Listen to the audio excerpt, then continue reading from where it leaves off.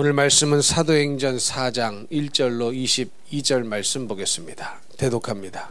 사도들이 백성에게 말할 때에 제사장들과 성전 맡은 자와 사두개인들이 이르러 예수 안에 죽은 자의 부활이 있다고 백성을 가르치고 전함을 싫어하여 그들을 잡음에 날이 이미 저물었으므로 이튿날까지 가두었으나 말씀을 들은 사람 중에 믿는 자가 많으니 남자의 수가 약 5천이나 되었더라.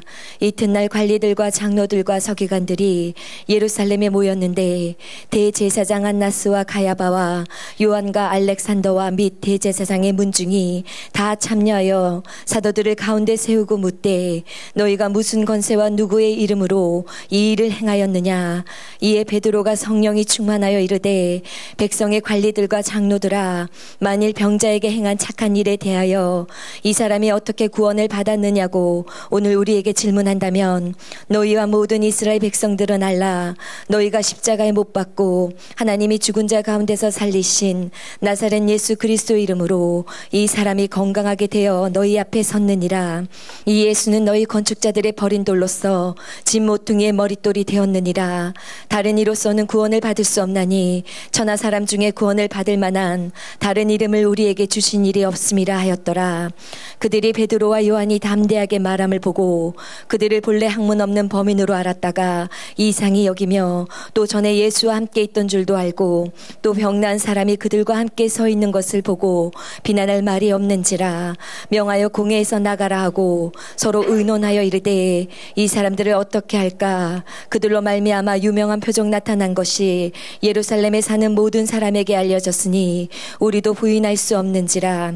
이것이 민간에 더 퍼지지 못하게 그들을 위협하여 이후에는 이 이름으로 아무에게도 말하지 말게 하자 하고 그들을 불러 경고하여 도무지 예수 이름으로 말하지도 말고 가르치지도 말라 하니 베드로와 요한이 대답하여 이르되 하나님 앞에서 너희의 말을 듣는 것이 하나님의 말씀을 듣는 것보다 옳은가 판단하라.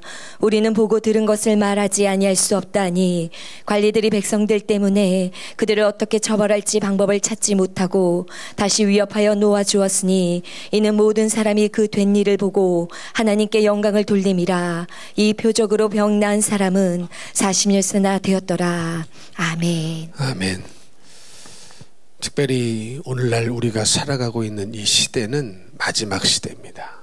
그런데 성경을 보니까 마지막 시대에 가장 경고하셨던 말씀 중에 하나가 뭐냐면 거짓 선지자, 거짓 교사를 주의하라, 이런 말씀이었습니다.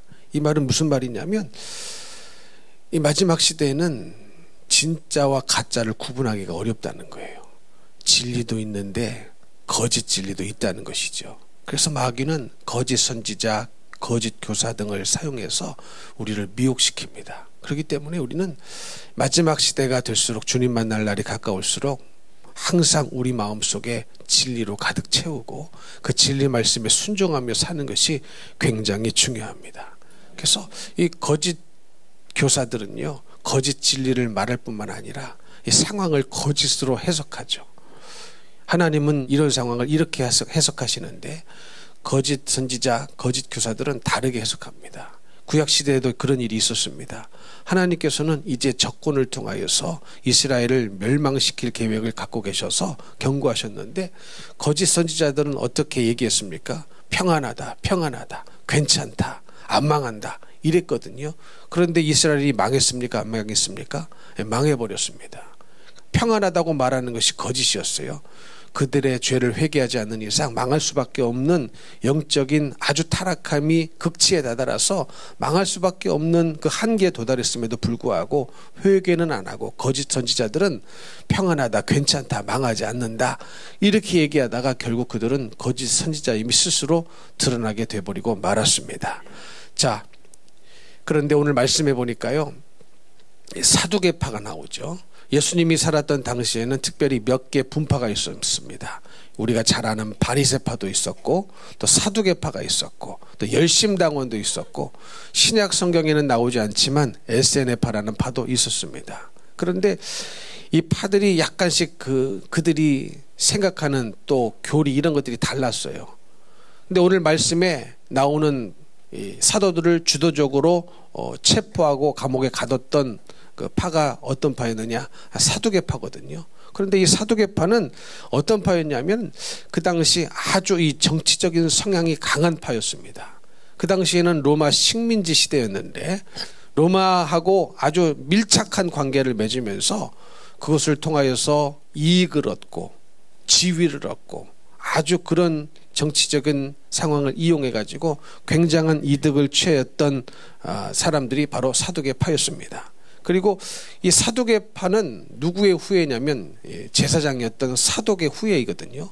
그래서 그 당시 소수였지만 바리새인들에 비해서 소수였지만 제사장직을 독직하면서 모든 제사장의 사명을 감당했던 사람들이 바로 이 사두개인들이었습니다. 그런데 그래도 바리새인 중에는 예수 믿는 사람들이 있었어요. 그러나 사두개인들 중에는 예수 믿는 사람이 한 사람도 없을 정도로 아주 철저히 예수님을 배격했던 사람들이 바로 사두개인들이었습니다. 우리가 잘 아는 것처럼 특별히 사두개인들은 무엇을 부정했습니까? 부활을 부정했어요. 부활이 없답니다. 그러니 여러분, 예수님하고 맞아요, 안 맞아요? 전혀 맞질 않습니다. 예수님은 부활하셨거든요. 그리고 예수 안에 죽은 자들도 부활할 것이거든요. 근데 사두개인들은 가장 큰 오류 중에 하나가 뭐냐면 부활이 없다는 겁니다. 그렇게 가르치고 있었는데 지금 예수님의 제자들이, 사도들이 지금 뭘 가르치고 있습니까? 예수 안에 죽은 자들에게 부활이 있다는 것을 지금 가르치고 있는 것입니다. 그러니까 이 사두개인들은 이걸 용납할 수가 없었어요. 이거를 받아들이면 어떻게 됩니까? 자기들의 지위도 손상이 되고 체면도 손상이 되고 모든 것이 다 손상이 되고 자기들의 이익이 영향을 받기 때문에 이것을 절대로 받아들일 수가 없었습니다. 그래서 이들은 사도들을 잡아들이기 시작했던 것이었습니다. 그러니까 여러분, 이들에게는 뭐 진리냐 아니냐, 정말로 부활이 있을까 없을까 이런 게 중요한 게 아니에요. 오직 자기들의 지위를 헤쳐지고 이익이 없어지고 자기들을 도전함으로 말미암아 정치적으로, 사회적으로, 경제적으로 이익이 되느냐 안 되느냐가 중요한 사람들이었지, 정말로 저들이 저렇게 주장하고 있는데 부활이 있을까? 바리새인들도 심지어 부활이 있다고 말하는데 정말로 부활이 있는 거 아니야? 이런 생각을 해본 것이 아니라 그들을 따르면, 그들을 인정하면 자기들의 지위도 무너지고 이익도 무너지고 정치적, 경제적, 사회적 유익이 다 없어져 버리기 때문에 그런 것들이 중요한 사람이었습니다. 여러분, 오늘날 예수님을 믿을 때 중요한 게 하나가 있어요. 여러분, 우리는요, 예수님을 믿을 때 우리의 유익을 위해서 믿는 게 아닙니다. 뭔가 이득을 얻기 위해서 믿는 것이 아닙니다. 예수님은 진리이기 때문에 믿는 것이고, 우리를 구원한 구세주시요 우리의 주인 되시기 때문에, 우리를 영원한 천국으로 인도하실 분이기 때문에 믿는 것이지, 예수님을 얻고 나는 이런 이득이 있고 저런 이득이 있고 이런 축복을 받고 저런 축복을 받고 그걸 위해서 믿는 것이 절대로 아니라는 사실을 우리는 알아야 됩니다. 그래서 여러분, 워낙 이득을 위해서 믿는 사람들이 많으니까 무슨 말까지 생겨났습니까? 기복신앙이라는 말이 생겨날 정도 아니겠습니까? 물론 하나님은 우리에게 복을 주시는 분이십니다. 그러나 그 복은 영생의 복이요, 천국의 복이요, 영원히 천국에서 주님과 함께 사는 그 복을 말하는 것인데, 우리는 그 복에는 관심이 없고 이 현세를 살아가면서, 이 땅을 살아가면서 아파트 사고 자동차 사고 많은 돈을 얻고 이런 축복만 얻으려고 하다 보니까 이런 이득이 없으면 얼마든지 진리를 포기합니다. 얼마든지 예수를 안 믿습니다. 얼마든지 등을 돌릴 준비를 하고 살아가는 것이 오늘날 얄팍한 신앙인들의 모습이 아니겠습니까? 그러나 여러분, 이득이냐 진리냐를 놓고 선택해야 된다면 우리는 진리를 선택해야 됩니다. 왜냐하면 진리는 예수 그리스도시요, 진리만이 우리를 천국으로 인도할 수 있기 때문에 우리는 이익 때문에 교회 나오는 것이 아니라, 이득을 얻기 위하여 교회 나오는 것이 아니라 우리 주님을 믿고 영원한 천국을 얻기 위하여 교회 나온다는 사실을 한시도 잊지 말아야 될 줄로 믿습니다. 사도들을 체포했던 그 사람들이 바로 얼마 전에 예수님을 십자가에 못 박아 죽였던 바로 그 사람들이었습니다. 그런데 그럼에도 불구하고 사도들은요, 그들 앞에서 담대하게, 아주 담대하게, 죽음도 두려워하지 않고 진리를 선포할 수 있었던 것은 성령의 능력이었습니다. 8절 말씀에 보니까 뭐라고 써 있습니까? 이에 베드로가 성령이 충만하여 이르되 백성의 관리들과 장로들아, 지금 베드로가, 여러분, 베드로는 어떤 사람이었어요? 얼마 전만 해도 예수 믿는다는 말을 못했습니다. 예수님을 따라다니는 제자라는 말을 못했어요. 그래서 다가오기 전에 3번이나 예수님을 부인할 정도로 연약하고 아주 보잘것없는 사람이었습니다. 그러나 성령을 받은 베드로는 완전히 달라졌습니다. 어느 정도 달라졌습니까? 이제 누가 뭐래도, 죽인다 해도, 죽음의 위협을 받는다 해도 예수는 그리스도시요 살아계신 하나님의 아들이라는 것을 부인하지 않는, 그리고 실제로 얼마 전에 예수를 십자가에 못 박혀 잡아 죽였던 그 사람들 앞에서 담대하게 말할 수 있는 사람으로 다시 태어날 수가 있었던 것은 오직 성령을 받았기 때문이요, 성령으로 충만하기 때문이요, 성령의 능력이 그 안에 충만하기 때문에 그런 것입니다. 그렇다면 여러분, 우리도 마찬가지 아니겠습니까? 성령을 받았다면, 정말로 성령이 내 안에 계시다면 베드로처럼 담대한 것이 너무나 당연한 것이고, 베드로처럼 타협이 없는 것이 너무나 당연한 것 아니겠습니까? 그러나 아무리 나의 인생을 뒤돌아보고 또 점검해보고 일터에서 나의 모습, 가정에서 나의 모습을 내가 잘 알잖아요. 누구보다도 자기 자신이 잘 알지 않겠습니까? 그러나 예수가 없는 일터에서 삶이다, 예수가 없는 가정의 삶이다, 늘 타협한다, 복음이 아니다, 예수가 없다라고 한다면 우리는 뭘 점검해 봐야 되느냐? 정말로 내 안에 성령이 내재하고 계시는가? 이거를 철저히 겸손하게 점검을 해보셔야 됩니다. 여러분, 성령을 받지 않았다면 예수 믿는 거 아니거든요. 예수 믿는 사람에게는 성령을 주시거든요. 예수님을 잘 믿기 위하여, 말씀에 순종하며 살기 위하여, 어떠한 상황과 환경 속에서도 예수님을 포기하지 아니하고 타협하지 아니하고 그 예수를 믿기 위하여 성령을 보내주시는 것인데, 내가 늘 타협한다, 말씀이 없다, 진리가 내 안에 없다, 그러므로 늘 인본주의적인 생각으로만 살아간다고 한다면 무엇을 점검해야 되느냐? 과연 내 안에 성령을 모시고 사느냐 아니냐를 점검해 보셔야 됩니다. 성령을 모셨다면 또한 우리는 성령의 충만함을 위하여서 기도해야 됩니다.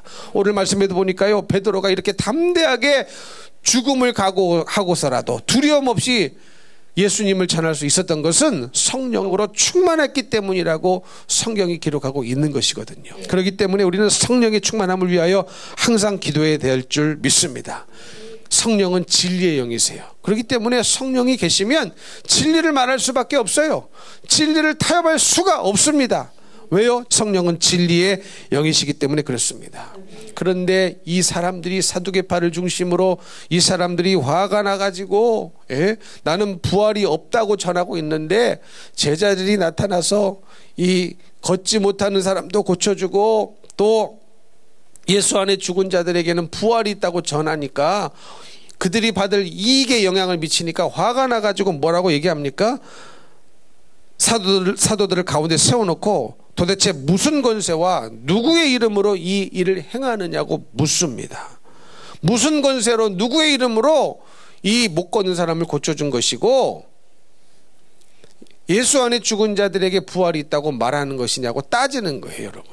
여러분, 사람을 고친 것이 기분 나쁠 일입니까? 사람을 고쳐준 것이 기분 나쁠 일이 아니거든요. 그럼에도 불구하고 이들의 마음은 순수한 마음이 없는 거예요. 뭔가 다른 마음이 있는 거예요.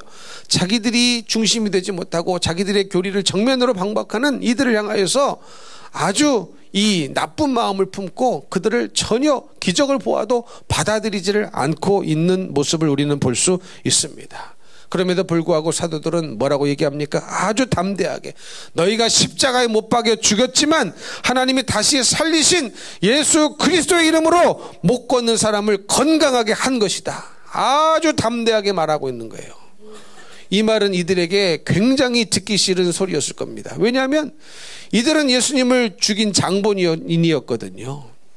십자가에 못 박아 죽인 장본인들이 바로 이들이었거든요. 사두개인들, 바리새인들, 이 사내들인 공회원들, 이런 사람들이었는데 그들이 누구 권세로, 무슨 권세로, 누구의 이름으로 이 일을 행하였냐고 물었을 때 성령으로 충만하지 않았던, 성령을 받지 않았던 베드로는 그런 말을 할 수 없었겠지만 이제 베드로는 완전히 달라졌습니다. 성령으로 충만해져 가지고 뭐라고 담대하게 말했다고요? 너희가 십자가에 못 박혀 죽였지만 하나님이 다시 살리신 나사렛 예수 그리스도 이름으로 이 사람이 건강하게 되었다. 이렇게 담대하게 선포하는 겁니다. 여러분, 진리는요 선포하는 거예요. 설득이 아닙니다. 듣든지 아니 듣든지 선포해 버리는 거예요. 여러분, 사람이 설득한다고 설득이 되던가요? 기도하라고 해도요, 기도 안 하시잖아요. 설득이 안 돼요. 그러나 하든 말든 저는 선포합니다.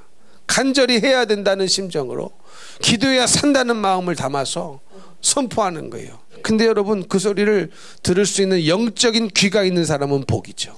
영적인 귀가 열려야 됩니다. 근데 우리의 귀는요, 얼마나 육적인 소리에는 민감하게 반응하고 그대로 해보려고 합니까? 근데 영적인 소리에는 잘 반응을 안 해요. 이게 안타까운 현실입니다.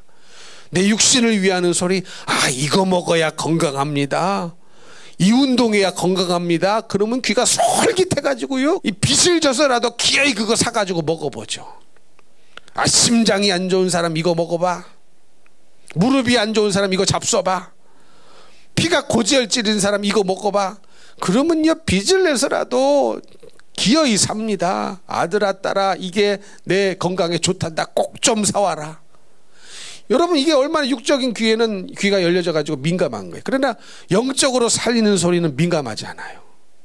그러나 영적인 소리에 여러분 민감하셔야 됩니다.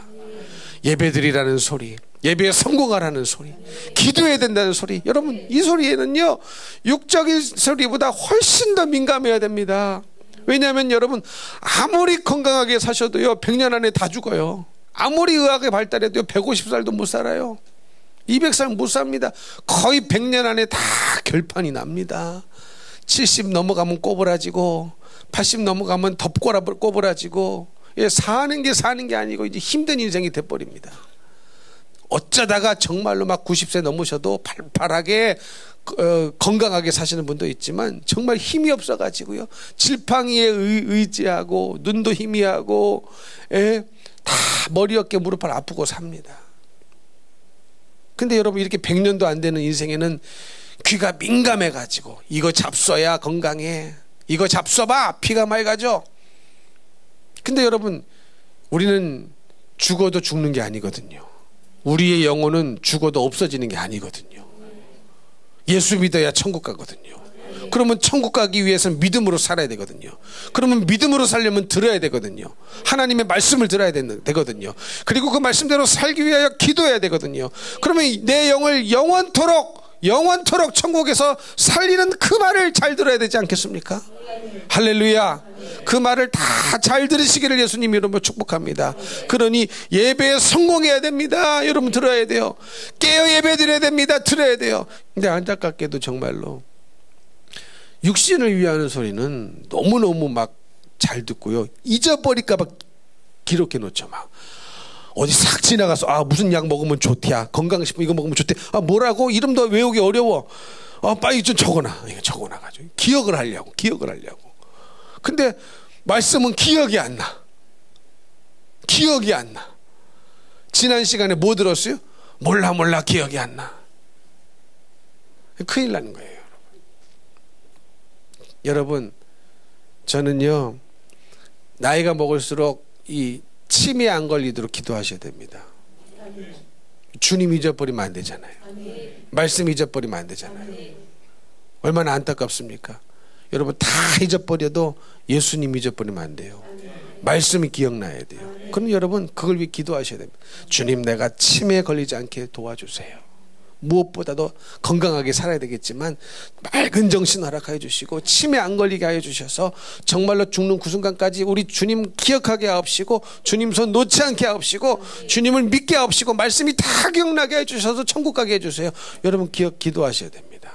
그런데 안타깝게도 육신의 소리는 기억이 잘 나는데 영적인 소리는, 말씀은 기억이 안 난다는 것이 문제입니다. 그런데요, 참 기가 막힌 게요, 성경에 보니까 이 사람들이요, 베드로와 요한이 담대하게 말함을 보고 그들이 본래 학문 없는 범인으로 알았다가 이상히 여기며, 또 전에 예수와 함께 있던 줄도 알고, 또 병 나은 사람이 그들과 함께 서 있는 것을 보고 비난할 말이 없었답니다. 그렇죠? 베드로가 고친 사람이 옆에 서 있는 거예요. 분명히 이 사람 못 걷는 사람인 거 다 알고 있는데, 베드로가 나사렛 예수 이름으로 일어나 걸으라고 하니까 걸었지 않습니까? 그 사람이 옆에 딱 있는 것을 보고 비난한 말도 없고 부인할 수도 없는데 어떻게 합니까? 결국은 끝까지 인정을 안 합니다. 왜 그렇습니까? 그들이 가지고 있는 이익과 기득권을 빼앗기고 싶지 않기 때문에 그런 거예요. 여러분, 이게 마귀 역사 아니겠습니까? 근데 여러분 그거 아세요? 진짜 이익은 예수 믿고 천국 가는 거예요. 진짜 불이익은요, 예수 안 믿고 지옥 가는 거거든요. 근데 이 어리석은 사람들이 순간에 눈앞에 있는 이득, 기득권, 요딴 것 때문에 예수를 인정을 안 해요. 뻔히 보이는데. 자기들도 그래요. 비난할 말이 없다는 거예요. 부인할 수가 없다는 거예요. 왜? 확실한 증거가 표적으로 있으니까. 이들이 뭐라고 얘기했습니까? 이 기적은 표적이라고 얘기했거든요. 여러분, 표적은 뭐라고 그랬어요? 표적은 그 표적 자체가 중요한 것이 아니라 그 표적은 항상 그 표적을 일으키시는 예수 그리스도를 가리키고 있다는 거거든요. 그게 사인, 표적, 세메이온, 그 의미 아니겠습니까? 여러분, 길 가다가 오시면요, 사인판 많이 있죠. 화살표 있고 동구청 써 있어요. 그러면 화살표 따라가면 동구청이 나옵니다. 그 간판이 동구청이 아니고, 그렇기 때문에 그 간판에 가가지고 행정서류 떼달라고 하면 그거 미친 사람입니다. 간판 앞에 가가지고 여권 만들어주세요. 그럼 간판이 그러겠죠. 간판 따라가서 동구청으로 가라. 이와 마찬가지로 표적이라는 것은 표적 자체도 중요하지만 더 중요한 게 뭐예요? 이 표적은 예수님을 가리키고 있기 때문에, 진짜를 가리키기 때문에, 진짜 구세주 주인을 가리키고 있기 때문에 중요한 것이거든요. 이들이 특별히 표적이 나타났다는 거예요. 그럼 이 표적은 누구를 가리키고 있느냐? 메시아 예수 그리스도를 가리키고 있다는 것을 뻔히 알 수밖에 없거든요. 그래서 비난할 말도 없고 부인할 말도 없다는데 끝까지 부인을 해. 이게 무슨 심보입니까? 얼마나 안타깝습니까? 얼마나 어리석은 일입니까? 여러분, 우리는 이런 어리석은 자가 돼서는 안 되겠습니다. 근데 왜 그런 거예요? 눈앞의 유익 때문에, 기득권 때문에, 자기들의 위신과 체면이 떨어지는 일 때문에 끝까지 예수를 부인하는 거예요. 아니, 보니까 기적이 일어나네. 죽은 자도 살아나네. 예수님이 죽은 자도 살리셨더라. 그러면 그것을 보고 그것이 하나의 표적이 돼서 부활이 있겠구나, 부활이 있을 수 있겠구나, 이렇게 생각을 좀 바꿔가면 얼마나 좋습니까? 그래서 여러분, 신앙생활은요, 핵심이 뭔지 아십니까? 회개하고 생각을 바꾸는 거예요. 회개해야 생각이 바꿉니다. 왜? 회개라는 단어 뜻 자체가 뭐라고 그랬어요? 생각을 바꾸다라는 뜻입니다. 회개해야 생각을 바꿔요. 근데 신앙생활 오래 해서도요, 여전히 생각 안 바뀌는 분 있죠.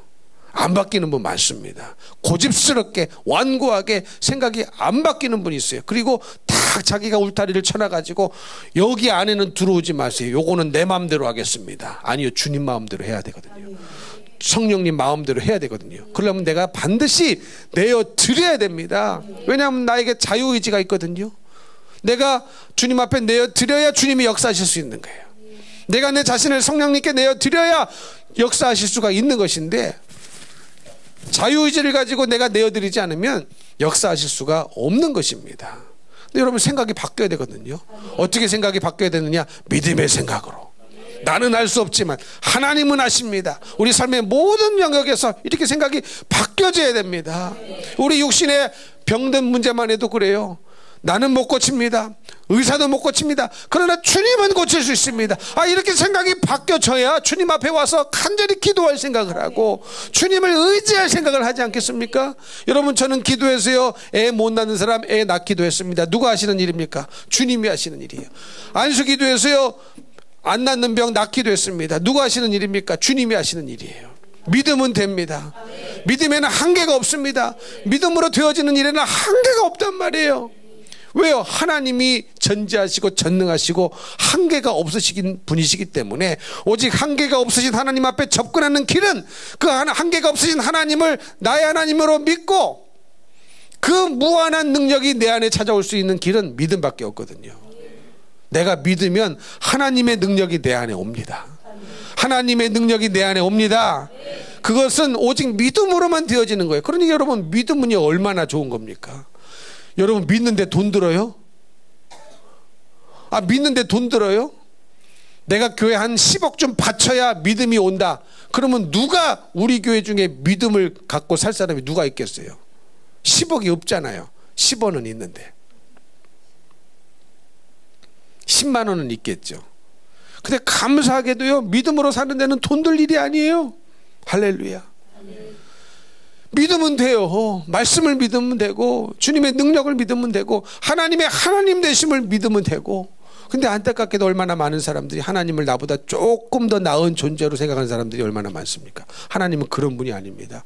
나와 질적으로 다르고 나와 완전히 다른 분이, 그분은 창조주시고 나는 피조물입니다. 그냥 믿기만 하면 되는 거예요.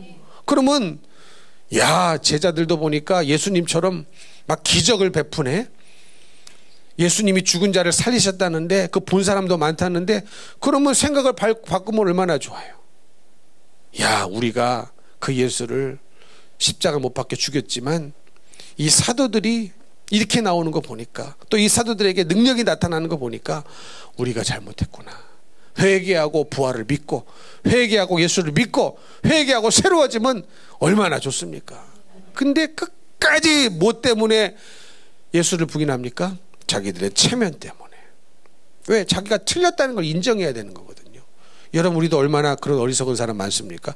자기가 틀렸다는 것을 인정하기 싫어서 끝까지 부인하고 인정하지 않고 새로워지지 않고 회개하지 않는 사람 있어요.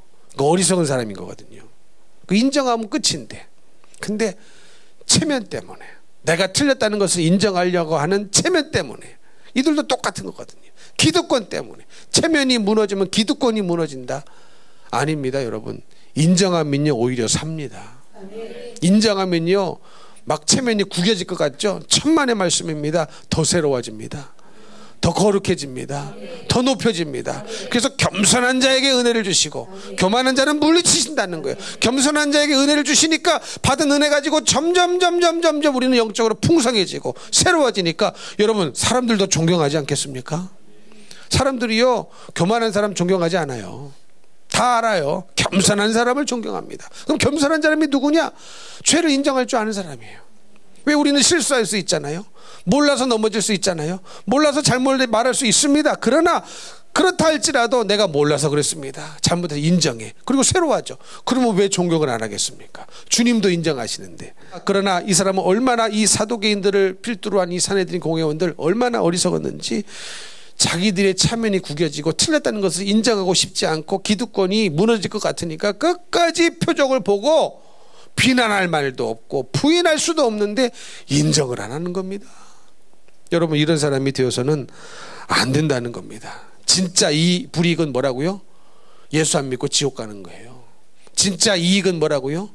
예수 믿고 천국 가는 거예요. 여러분, 천국에 비해서 우리 비교할 수 있을 만한 도대체 이익이 뭐가 있겠습니까? 주일날 안 나오고 하루 돈 벌어? 주일날 돈 버는 그 이익이 천국 갈 이익하고 바꿀만 해요? 절대로 바꿀만 안 해요. 할렐루야. 믿으십니까? 바꿀만 안 해요. 근데 그 조그만 이익을 못 내려놓고 주님 앞에 안 나와서 불신으로 살다가 예수를 안 믿어서 주인이 못 돼서 지옥에 간다면 그 당하는 불이익을 누가 책임지겠냐는 거예요. 누가 책임지겠냐는 거예요. 책임져 줄 사람 아무도 없어요. 자기가 책임져야지. 그러니 여러분, 우리는 생명을 주신 이 시간 동안만 예수를 믿을 수 있는 시간이기 때문에 여러분도 예수를 잘 믿으셔야 되고, 여러분의 가정 안에 아직도 예수 믿지 않는 사람들 다 찾아내서 기도하시고 중보하시고 주님께로 이끌으셔야 됩니다. 여러분, 사랑하는 자녀들, 사랑하는 손주들, 사랑하는 친구들 천국에서도 만나고 싶지 않습니까? 이 땅에서 보고 빠이빠이 끝이에요. 천국에서도 보고 싶지 않습니까? 천국에서도 보고 싶다면 더 늦기 전에 복음을 선포하셔야 됩니다. 설득해도 안 돼요. 여러분, 설득해도 안 돼요. 어차피 내 힘으로는 안 돼요. 선포를 하라는 말이에요. 듣든지 아니 듣든지 사랑으로 진리로 선포하면 주님이 일하실 날이 반드시 오게 될 줄로 믿습니다. 이렇게 베드로처럼 성령의 사람은요 사람을 두려워하지 않더라고요. 믿으십니까? 갈라디아서 1장 10절에 보니까 뭐라고 써 있습니까? 이제 내가 사람들에게 좋게 하랴 하나님께 좋게 하랴 사람들에게 기쁨을 구하랴. 내가 지금까지 사람들의 기쁨을 구하였다면 그리스도의 종이 아니니라. 이렇게 고백했어요. 여러분, 성령의 사람은요, 사람 좋게 하려고 복음 전하는 거 아니에요. 사람에게 잘 보이려고 진리 전하는 거 아니에요. 사도 바울 보십시오. 복음을 전했는데 다 바울을 환영했습니까? 환영 안 했어요. 누구부터 환영을 안 했느냐? 동족 유대인들부터 환영을 안 했습니다. 그래도 사도 바울은요, 동족이라고 가는 곳마다 어디부터 찾아가 복음을 전했느냐? 회당부터 찾아가서 복음을 전했거든요. 근데 그들이 제일 반대하고 따라다니면서 반대하고 핍박했던 장본인들이 바로 동족 유대인들 아니었습니까? 근데 만약에 바울의 마음속에 사람을 기쁘게 하고 사람에게 좋게 하려는 마음으로 복음을 전했다면 그거 못하는 일이에요. 못할 짓입니다. 그랬다면 그리스도의 종이 아니라는 거예요. 믿으십니까? 누가복음 6장 26절에 이런 말씀도 있어요. 모든 사람이 너희를 칭찬하면 화가 있도다. 그들의 조상들이 거짓 선지자들에게 이와 같이 하였다는 겁니다. 여러분의 목표가 뭡니까? 신앙생활하는 목표가 뭐예요? 이 사람에게도 칭찬받고 저 사람에게도 칭찬받고 그러기 위함입니까? 그게 아니에요. 우린 주님께 칭찬받기 위하여 신앙생활하는 거예요. 그러면 사람들에게 칭찬 안 받는 게 잘하는 거냐? 그 말이야. 그 말을 하고 싶은 게 아니에요. 이 말씀에 위험한 게 뭔지 아십니까? 이 말씀은 오직 진리에만 해당이 되는 말씀이에요.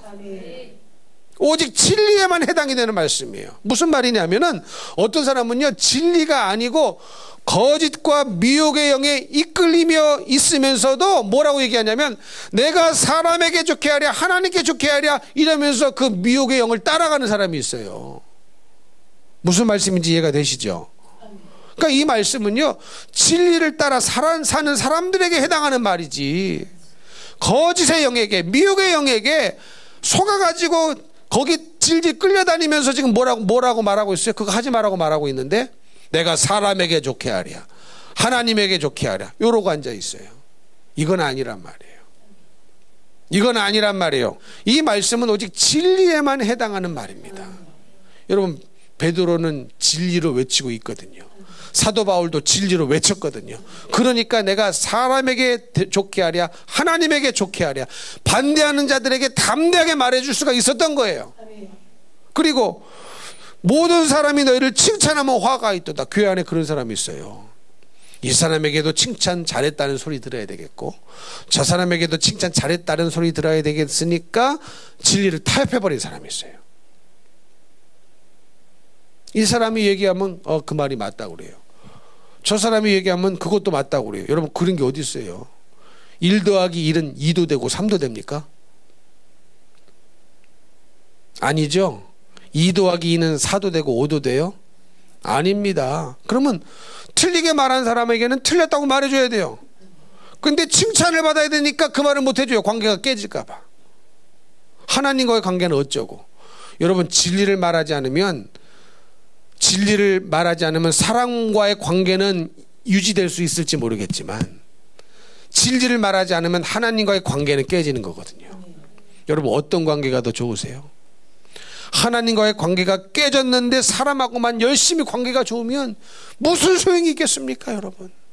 그 아무 유익이 없는 거예요. 세상 사람들, 그런 사람들 얼마나 많아요. 자기들끼리는 좋아요. 진리는 없어. 자기들끼리는 화목합니다. 진리는 없어. 얼마나 그런 사람들 많습니까? 교회 안에도 얼마나 그런 사람 많아요. 자기들끼리는 문제가 없어. 그러나 진리는 없어. 이거 심각한 문제거든요. 진리가 없다면 예수가 없는 거예요.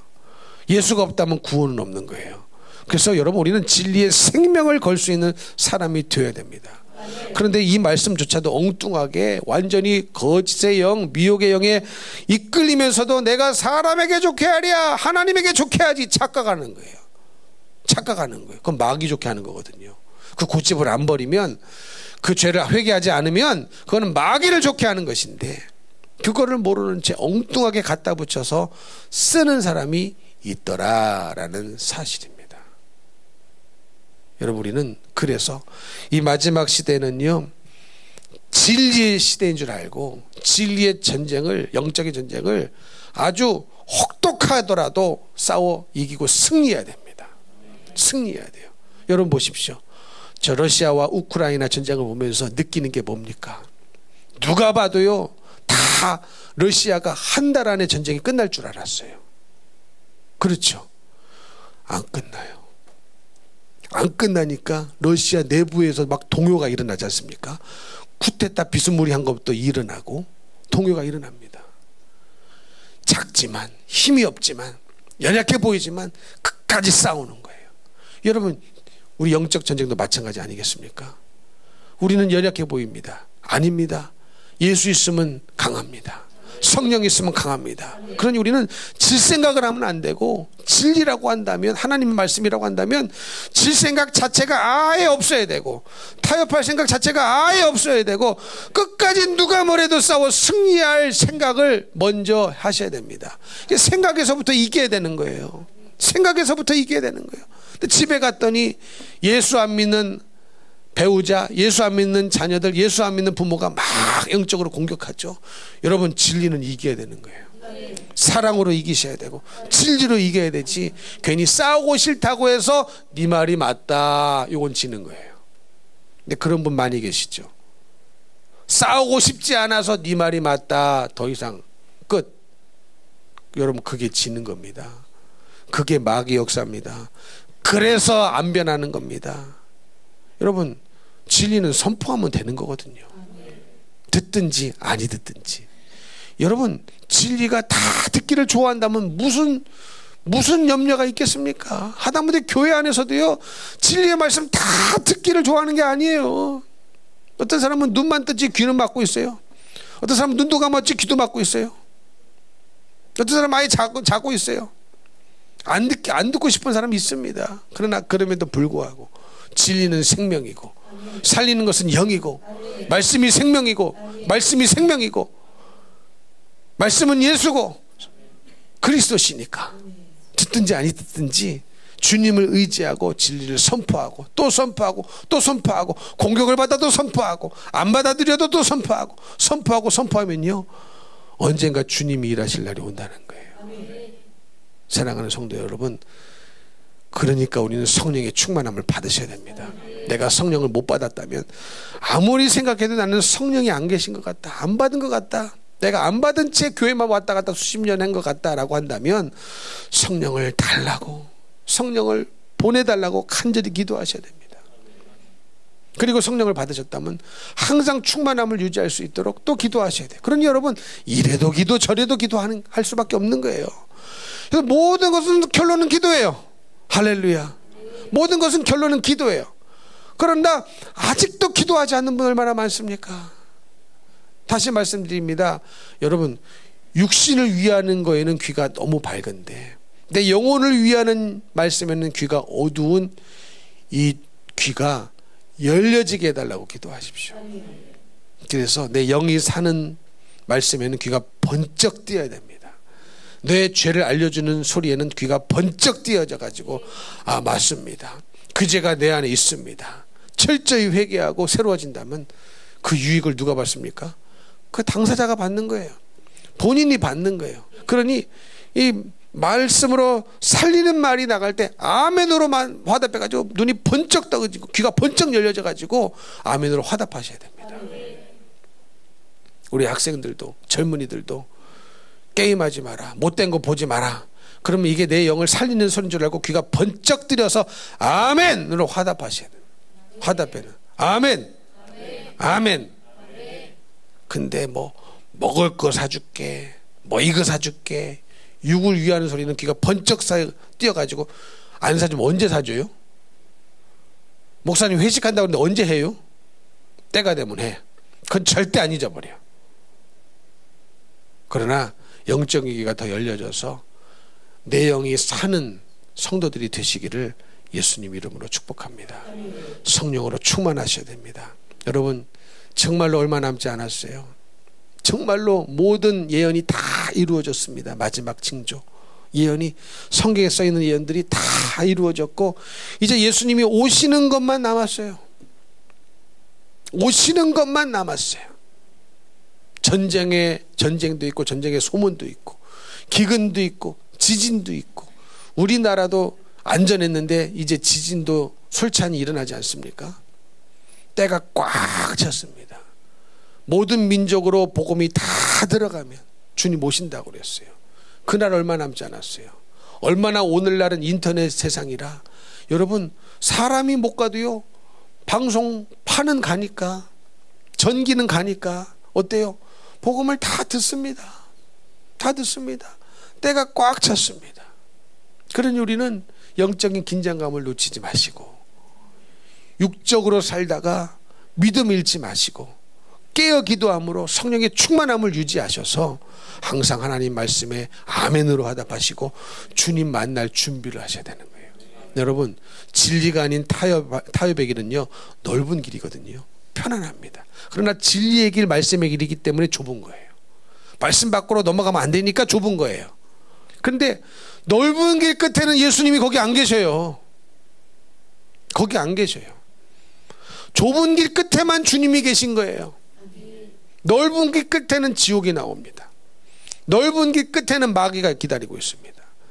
좁은 길, 우리가 걸어가는 말씀의 길, 믿음의 길, 요 길 끝에만 우리 예수님이 두 팔을 벌리고 우리를 안아주시려고 기다리고 있는 거예요. 여기까지 오는데 수고했다. 모든 미혹과 시험을 다 이기고 그렇게 힘들었는데 내가 다 보고 있었다. 여러분, 주님 다 보고 계시지 않겠습니까? 내가 믿음으로 살려고 얼마나 몸부림치는지, 내가 믿음으로 살기 위해서 얼마나 손해를 맞았는지, 얼마나 핍박을 받았는지, 얼마나 아픔을 겪었는지 우리 주님 모르시겠습니까? 주님이 다 알고 계시기 때문에 이 길 걸어가는 길 끝에서 주님이 두 팔 벌려서 우리를 잘했다, 내가 다 보고 있었다, 말할 수 없는 탄식으로 우리 성령님이 기도해 주시고 충보해 주시고 어째든지 중간에 포기하지 아니하고 천국까지 이르도록 내가 간절히 너희를 위해 충보하고 있었다. 얼마나 우리를 사랑의 크신 팔로 안아주시겠습니까? 우리는 그 순간을 위해서 사랑하는 거거든요. 이 세상에 아무리 좋은 것이 있다 해도요, 그 순간은 순간일 뿐입니다. 여러분, 처음에 막 어렵게 살다가, 단칸방에 살고 막 어렵게 살다가 아파트 청약 넣어가지고 당첨돼가지고 아파트에 입주하는 순간 좋으셨죠? 막 기다려지고 가서 보고, 야, 또 보고 또 보고, 문은 이렇게 여네? 우리는 이렇게 열었는데, 야, 화장실이 바깥에 있었는데 이제 집 안에 들어왔네. 얼마나 아파트에 입주하실 때 감사하고 기뻤습니까?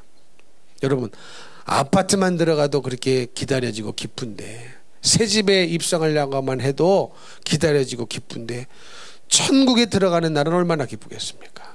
얼마나 감사하겠습니까? 근데 우리 주님이 나보다 더 나를 천국에서 만나기를 더 간절히 원하세요. 더 간절히 원하세요. 왜 그런 줄 아십니까? 내가 내 영혼을 사랑하는 것보다 우리 주님이 내 영혼을 더 사랑하셔요. 참 안타깝죠. 내가 내 영혼을 사랑하면 얼마나 좋겠습니까? 내 육신을 사랑하는데 내 영혼은 사랑을 안 해. 그러니 육신이 잡는 거를 이기지를 못해. 좀 깨야 되는데, 바늘을 갖고 와서라도, 피를 흘리면서까지라도, 죄와 싸우되 피 흘리기까지 싸우라고 했으니까 잠자는 이 죄 찔러서 피 흘리고. 여러분, 정말로 인생 짧습니다. 인생 짧아요. 여러분도 생각해 보니까 내가 어느새 70이 넘었나, 내가 어느새 80이 넘었나 그러시죠? 저도 그래요. 저도 그래요. 내가 어느새 50이 넘었나, 이런 날이 올 줄을 몰랐습니다. 인생 엄청나게 짧습니다. 세월은 흐르는 물과 같아서 계속 흘러가고, 내가 잠자는 시간에도 흘러가고, 주일 하는 시간에도 흘러가고, 죄 짓고 있는 시간에도 시간은 계속 흘러가서, 예? 주님 만날 날은 점점 가까워오고 있습니다. 얼마 남지 않았어요. 그때까지만 여러분 인내하십시오. 믿음으로 사십시오. 기도하며 사십시오. 예비하며 사십시오. 그리고 이 길 걸어가는 길 끝에서 꼭 예수님 만나시기를 예수님 이름으로 축복합니다. 축복합니다. 축복합니다.